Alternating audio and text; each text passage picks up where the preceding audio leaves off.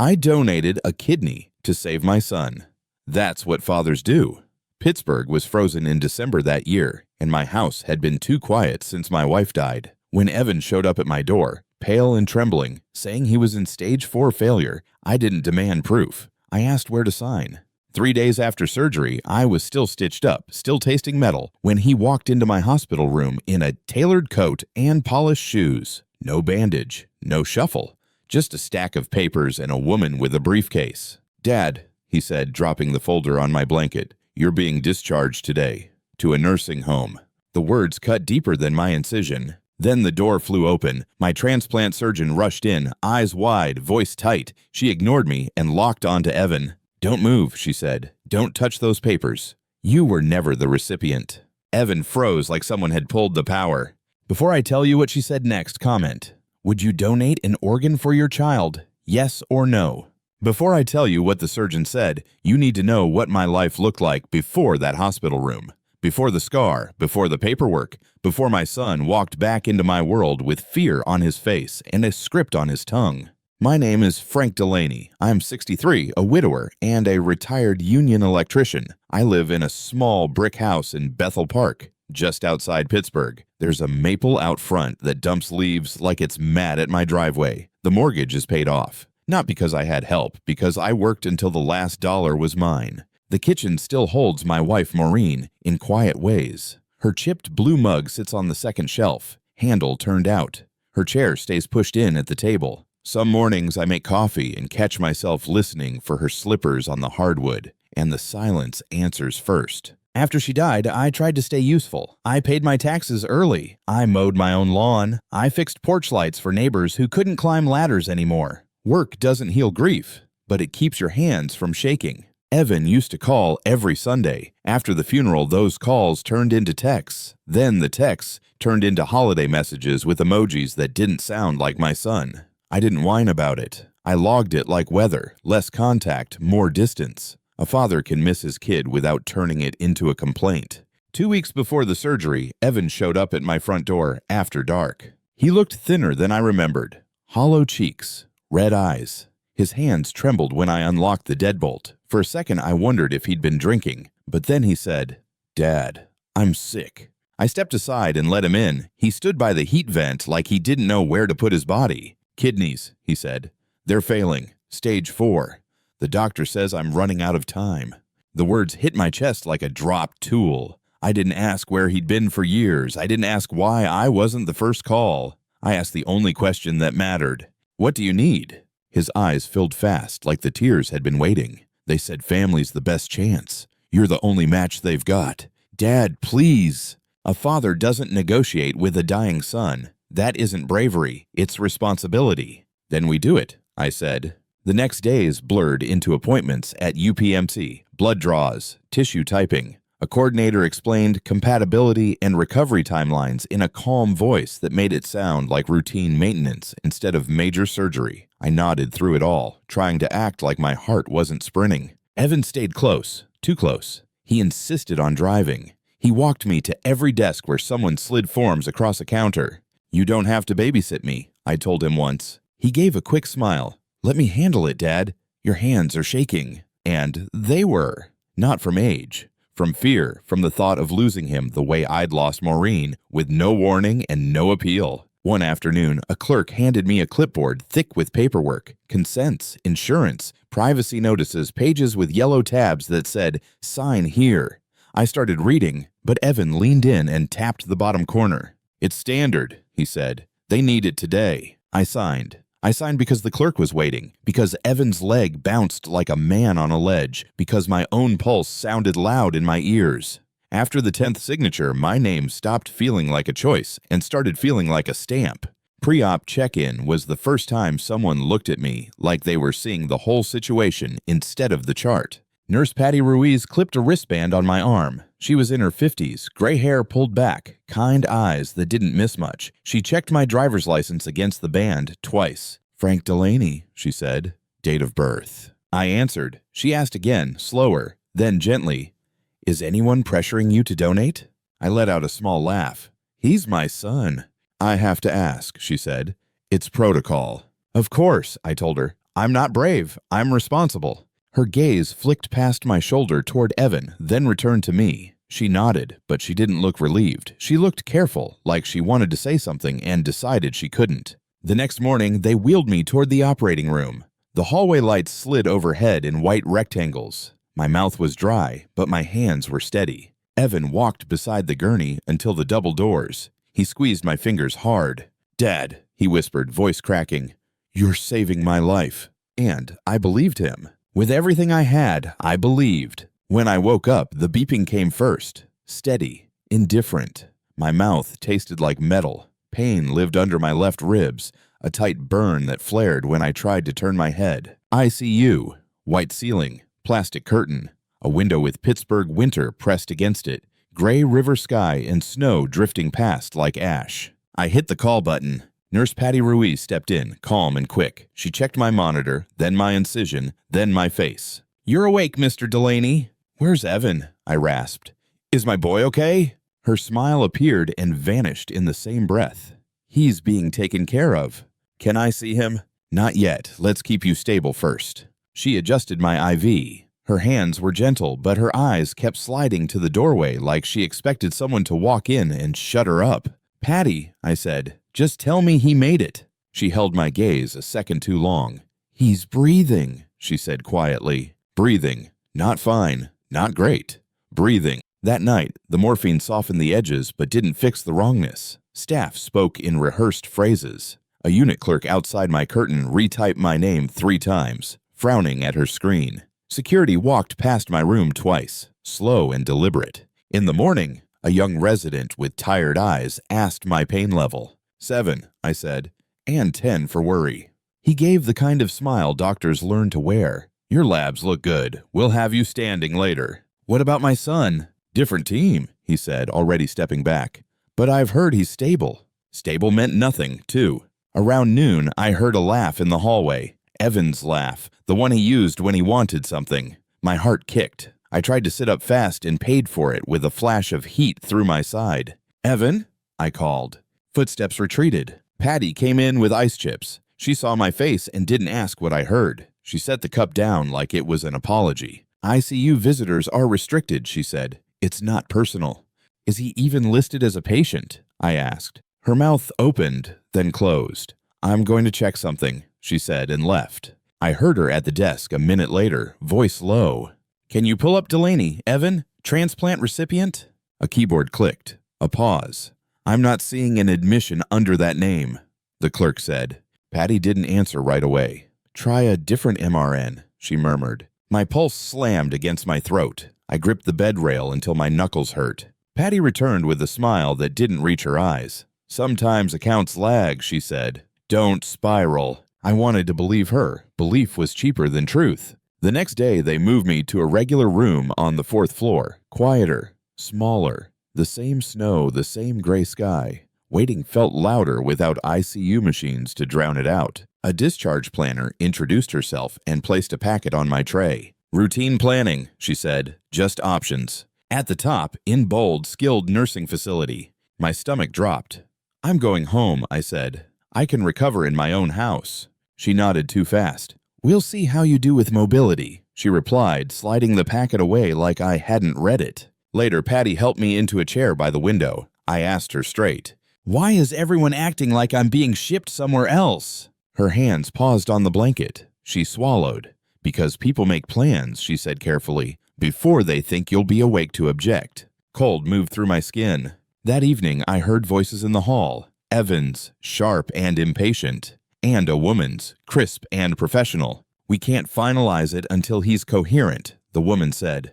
"He signed already," Evan snapped. "Not this portion," she replied. "Not unless you want a judge involved." Silence. Then footsteps moved away. Patty returned near shift change. She checked my meds, then leaned in close like she was passing me contraband. "He'll come tomorrow afternoon," she said. I put it on the board myself. "Tomorrow, a clean word, a promise with teeth." I nodded, pretending relief didn't feel like fear, and watched the snow fall, quiet, as if the city could cover up what was coming for me. By the time noon came, I'd already changed positions a dozen times, trying to find one that didn't pull at my stitches. The chair by the window had become my post, like I could will my son into the room just by watching the hallway hard enough. I kept replaying Patty's promise. Tomorrow afternoon. I held on to those words the way a man holds onto a railing in a flood. At 12:17, the door opened.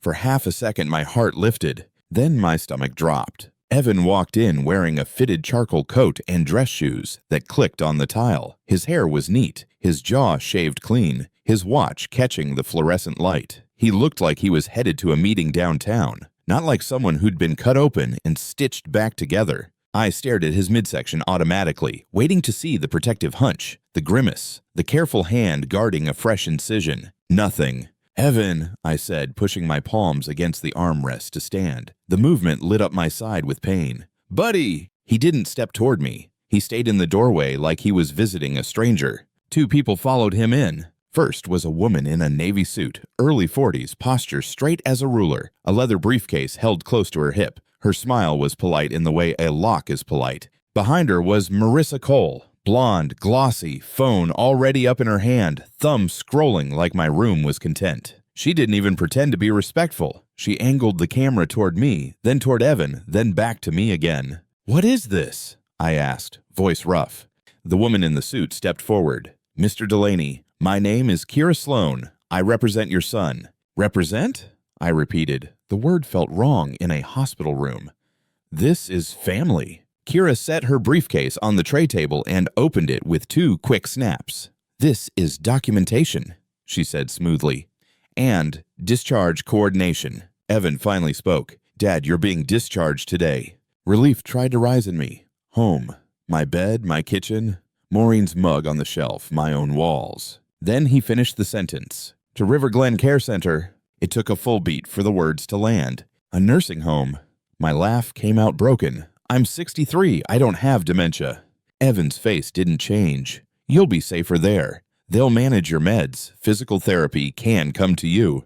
I looked from him to Kira. "This is ridiculous." Kira pulled out a thick folder and laid it on my blanket like she was setting down a verdict. Tabs stuck out along the side. Signatures highlighted in yellow. "Power of attorney confirmation," she read, tapping one tab. "Property deed transfer." Another tab. "Advanced directives." Another. My vision tunneled. "I never—" "Yes, you did," Kira said, still smiling. "You signed prior to surgery." "No," I said. "Those were medical forms." Evan exhaled through his nose like I was slow. "Read the fine print, Dad." My hand shook when I touched the folder. Pain meds made everything swim like my thoughts were underwater. I flipped one page, then another. My signature stared back at me, bold and familiar, under sentences I didn't remember seeing. "This can't be legal," I whispered. "It is," Kira said, "because it's witnessed and notarized." Notarized. My mouth went dry. "When?" Evan's eyes flicked away, just a flash, then back, cold. "Before the pre-op appointment, when you were tired." Marissa made a soft, amused sound behind her phone. "He signed like a champ." I tried to breathe. My chest felt tight, like there was duct tape wrapped around my ribs. "Why are you doing this?" Evan stepped forward at last, but only to reach around Kira and point at a paragraph on the page. "This," he said. "This, right here. You agreed you needed assisted care after major surgery." "That's temporary," I said. 2 weeks, maybe 3. Kira's voice stayed calm. "The language grants your agent discretion. Your son is your agent." My blood turned to ice. "My son." Evan nodded once. "I'm handling everything now." I swallowed hard. "My house. I'm going back to my house." Kira didn't even blink. "Your home is now in your son's name, Mr. Delaney. The deed transfer was filed electronically yesterday." Filed. Yesterday. I stared at Evan like he'd grown a second face. "That house is paid off. Your mother and I—" "I know," he cut in. "That's why it matters." The room tilted. I gripped the folder just to stay anchored. Evan leaned closer. His voice dropped, intimate and cruel. "You wanted to feel needed," he said. "Congratulations." Something inside me went quiet. Not rage, not tears, just a blank, stunned silence, like my body shut down what my mind couldn't process. Kira glanced toward the door. "We can't delay discharge," she said, brisk now. As if on cue, a patient transport coordinator rolled a wheelchair into the room. She kept her eyes on the floor, like she'd learned not to look at people she was moving against their will. The wheelchair stopped beside my bed. A threat on 4 wheels. Marissa kept filming. Evan looked at his watch. "Come on, Dad." I stared down at my hands, hands that had wired houses, carried my wife's casket handle, signed away my life in ink I didn't read. My fingers were trembling so hard the pages rattled. I forced myself to look up at him. One question rose through all the numbness, sharp and simple. "Where's your incision?" I asked. Evan's jaw tightened. For half a second, he didn't answer. And that half second was all I needed. Because the door flew open hard enough to slam against the stopper, and a voice filled the room like a siren. Dr. Annika Patel came in like she'd been running, but she wasn't out of breath. That was the part that scared me. Her panic was controlled, packed tight behind her eyes the way professionals hide it when they know people are watching. White coat over blue scrubs, hair pulled back, a badge that read, "Transplant Surgery." Her gaze flicked to the folder on my blanket. Tabs, signatures, highlighted lines, then to my face, pale and sweating. "Stop," she said, voice sharp enough to cut through the room. Kira Sloan straightened, like she'd been challenged. "Doctor, we—" "Stop signing anything," Dr. Patel repeated, "and nobody leaves this room." Evan's hand was still on the wheelchair handle. He released it slowly, like it was suddenly hot. "Dr. Patel," Evan said, forcing a smile, "this is a private family. You," she said, pointing at him without looking away, "are not listed as a transplant recipient." The sentence landed wrong, like a tool dropped onto concrete. Evan blinked once. "What?" "You were never admitted as a recipient," she continued, each word clipped and deliberate. "No pre-op recipient workup, no post-op bed assignment, no recipient chart, nothing." My mouth went dry. "Doctor, what is she saying?" I asked, but my voice sounded like it belonged to someone else. Dr. Patel turned to me, and for the first time, her expression softened. Only a fraction. "Mr. Delaney," she said, "you donated a kidney. That part is real." I swallowed. "To my son." Her eyes held mine. "Not to your son." The room tilted. My hands tightened on the folder. "No," I whispered. "That's not possible." "It's possible," Dr. Patel said, and the calm in her voice was worse than shouting. "Because your kidney was transplanted into another patient, a man who was actually dying. He was on the national wait list. He's in recovery downstairs." Marissa's phone lowered for the first time. Her face went blank. Evan's smile cracked. "This is insane," he snapped. "You can't just walk in here." "I can," Dr. Patel said, "because your father's donor file triggered a compliance alert." Kira stepped forward, teeth showing in a practiced way. "Doctor, you're overstepping. This is a discharge matter." "Transplant compliance is exactly my scope," Dr. Patel replied. "And what I'm looking at is not discharge paperwork. It's an attempt to exploit a patient who is medicated, post-op, and vulnerable." She reached into her coat pocket and pulled out a folded printout, not a dramatic gesture. Efficient, like she'd done this before. "We found a mismatch," she said. "Timestamp discrepancies on lab accession numbers, insurance billing that doesn't match the supposed recipient pathway, and consent documents signed out of sequence." I stared at the highlighted lines on my blanket, my signature, my name. My hand had written it, but my brain didn't remember seeing the words. Dr. Patel lifted her eyes to Evan again. "Your name appears on forged compatibility and consent documents." Evan's throat bobbed. "Forgery? No, Nurse Patty Ruiz appeared in the doorway behind Dr. Patel, eyes wide, one hand pressed to her badge like she'd been holding herself back for days. When our eyes met, I understood her questions at check-in. She hadn't been suspicious of me. She'd been afraid for me. Dr. Patel's voice dropped, colder. "We also flagged an unauthorized facilitation payment tied to this donor file." My stomach lurched. "Payment?" I croaked. "A transaction," she said, not looking away from Evan. "Someone paid to bypass the system. Someone tried to make it look legitimate. It wasn't." Kira's professional smile vanished. "You don't have proof of—" "I do," Dr. Patel cut in. "And I don't need your permission to involve law enforcement." Evan shifted his weight toward the door. "This is harassment," he said, trying to sound offended. "We're leaving." Dr. Patel stepped aside, just enough to reveal her hand pressing a small button on the wall panel. Silent, routine, practiced. "I already called the task force," she said quietly. Evan's face went white. He lunged for the door anyway, like motion could erase what he'd heard. Dr. Patel didn't move. She simply watched him.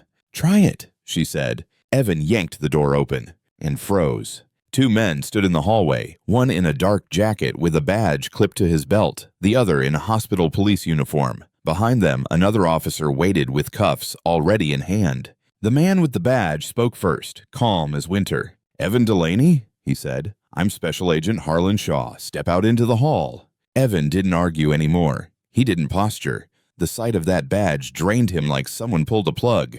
Special Agent Shaw stepped into my room first. Not fast, not theatrical. He moved with the quiet control of a man who's done this in hospitals before. He showed his credentials to Dr. Patel, then to Kira. Kira recovered quicker than Evan. "Agent, this is outrageous," she said, voice sharp. "My client—" "Your client can speak in the hallway," Shaw replied. "Mr. Delaney is a patient." Hospital police guided Evan out. Marissa lifted her phone again, but an officer held up a hand. "Put it away," he said. Her mouth opened, closed. I don't know what's going on," she stammered, suddenly innocent. "I'm just his girlfriend." Kira snapped her briefcase shut like it was armor. "We will be filing." "Noted," Shaw said, then looked at her. "Don't leave town." When the door closed behind them, the room fell into a heavy quiet. The wheelchair sat beside my bed like a joke someone had abandoned. My hands were still on the folder. I realized I was gripping it hard enough to crease the edges. I didn't feel victorious. I felt peeled open, like my body had been cut twice. Once by a surgeon's blade, once by my own blood. Shaw pulled a chair close but didn't sit until Dr. Patel nodded. "Mr. Delaney," he said, "I'm going to explain what we know, short and clean." I nodded. My throat wouldn't work. He held up his fingers, counting like a foreman listing safety violations. First, forged labs. Your son used a third-party lab portal to upload altered results showing kidney failure. Second, bribery. We have evidence he paid a clinic technician at an independent nephrology office to create a fake consult note and a dialysis history. Third, identity abuse. He used your signatures and your trust to authorize releases, access your accounts, and move documents. Fourth, the transplant file. He inserted himself as the intended recipient on paperwork that never went through the proper channels. That's fraud at a federal level. I stared at him, trying to keep my face still. Each point felt like a nail driven into something I'd built my life on. Dr. Patel folded her arms. "The system has safeguards," she said, anger tight in her voice. "But he came in through the only door that's always open. Family." Shaw reached across the tray and slid one page from the stack toward me. "This is the part that matters for your house," he said.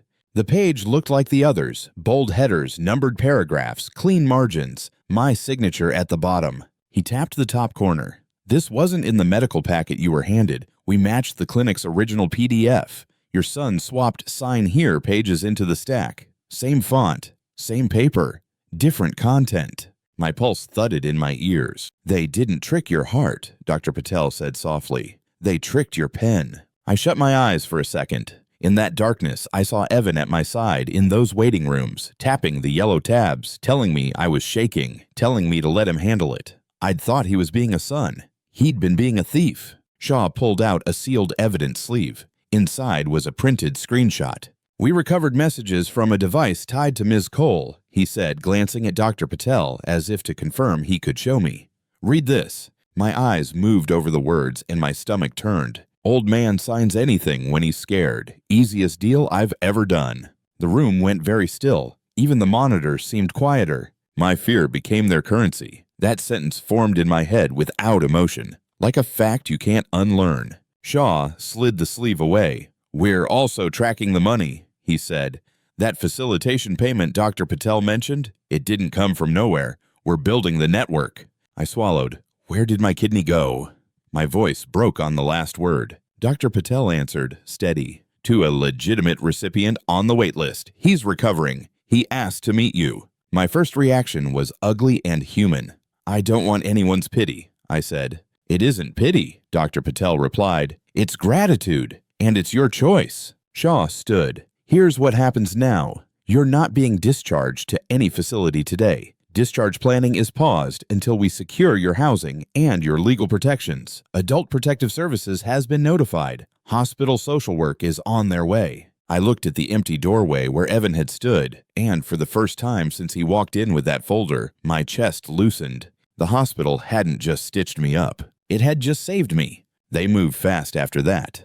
Hospital security stood outside my door like a quiet promise. A social worker came in with a clipboard and a voice that didn't sugarcoat anything. Adult Protective Services took a statement. Dr. Patel returned twice, once to check my incision, once to check my eyes like she was making sure I was still in the room with my own life. By late afternoon, word had spread through the floor. Not gossip. That sharper kind of whisper that follows handcuffs. I didn't see Evan again that day, but I heard him. Down the hall, a man's voice rose, angry, pleading, trying to sound like the victim. Then the metallic click of restraints, followed by footsteps and a sudden hush as people moved aside. A window in my door gave me a narrow view. I watched Special Agent Shaw guide my son past, flanked by hospital police. Evan's suit looked smaller now. His shoulders were tight. His eyes scanned the hallway like he was searching for a miracle or a loophole. For a second, his gaze caught mine through the glass. His mouth moved. "Dad." I didn't wave. I didn't glare. I just turned my head toward the window and let him walk out of my life in the same silence he'd used to walk away from it. An hour later, Nurse Patty came in and set a cup of water on my tray. "You did nothing wrong," she said. "I signed my name," I replied. She shook her head. "You loved your child. That's not a crime."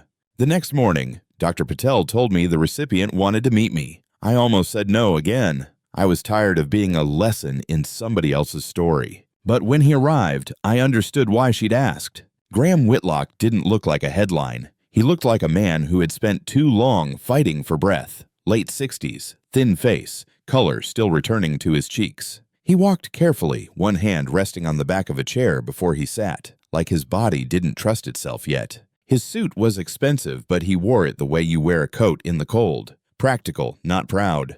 "Mr. Delaney," he said, voice quiet. "Frank." I nodded once. "Sir?"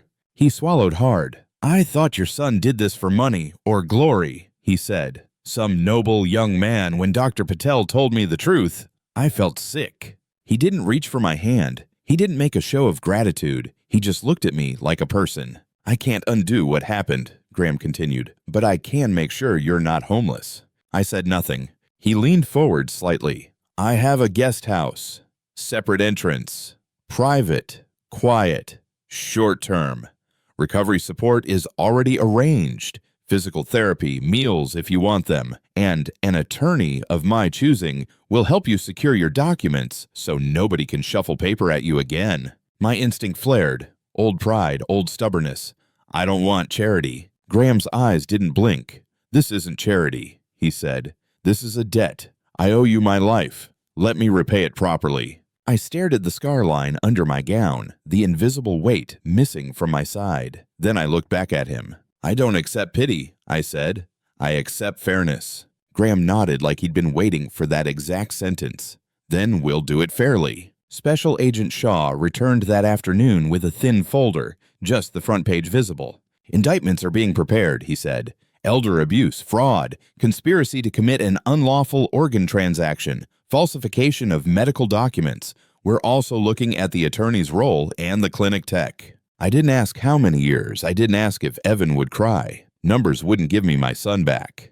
2 days later, they rolled me down to the main entrance in a wheelchair. The automatic doors opened and winter air hit my face. Sharp, clean, real. Snow swirled over the sidewalk. For the first time since surgery, I could breathe without feeling like I was drowning. I wasn't going to a nursing home. I was going somewhere that treated me like a person. 3 months later, the Whitlock guest house stopped feeling like a spare room and started feeling like a safe one. It sat behind the main house, brick and tidy, its own little porch facing bare winter trees. The first week I moved like an old man twice my age, one hand on the counter, one hand guarding my incision out of habit. Then, physical therapy turned into routine. 10 steps became a lap. A lap became the driveway. I learned my meds, set alarms, kept my paperwork in a folder I controlled. No more loose signatures, no more "just sign here." Graham checked on me without hovering. He'd knock once, leave a plate if I didn't answer, and walk away like he understood dignity is part of healing. By the time spring softened Pittsburgh, the legal storm was over. Evan took a plea. No dramatic courtroom speech, no redemption arc. The charges were stacked too clean. Elder abuse, fraud, conspiracy, falsified medical documents, unlawful organ transaction. He lost his freedom and most of his money in the same season he'd tried to steal my house. Marissa flipped the moment her phone records hit the table. Kira Sloan kept her jaw tight on the news, but the bar complaint didn't care about her smile. I didn't celebrate. I didn't need to. Justice doesn't have to be loud to be real. What surprised me was what came next. Graham's grandkids started showing up in the guest house after school. 3 of them, bright, restless, loud in the way life is loud when it isn't afraid. They'd spread homework across my small kitchen table like it was their command center. "Frank," one of them said the first time, struggling with a fractions worksheet, "how do you make your brain do this?" "You slow it down," I told him. "You don't let it rush you." One afternoon, a lamp in the hallway flickered. I grabbed a screwdriver and fixed it in 10 minutes. The oldest kid watched me like it was magic. "That's it?" she asked. "That's it," I said. "Most things break in small places." They started asking questions adults don't answer right. About money, about trust, about why signatures matter. So I gave them one rule. If someone wants your signature, I said, you read it twice. And you keep a copy. Love doesn't cancel common sense. A year after the surgery, a letter arrived addressed to me in handwriting I recognized. Evan. I stared at it a long time, then walked it to the office Graham's attorney kept on the property and slid it across the desk. "Put it in the safe," I said. "Some doors stay closed to keep the house warm." That night, I stood on the guest house porch and watched the lake wind push through the trees. My scar still pulled when I stretched, a reminder I couldn't ignore. Here's what I learned. Grief makes you soft. Paper makes you safe. Blood doesn't guarantee loyalty. Respect does. And don't win loud. Win clean, then go live. If you're watching this, comment the city you're watching from. Would you donate an organ for your child? Yes or no? And if you've ever been used by family, tell me, what boundary finally saved you?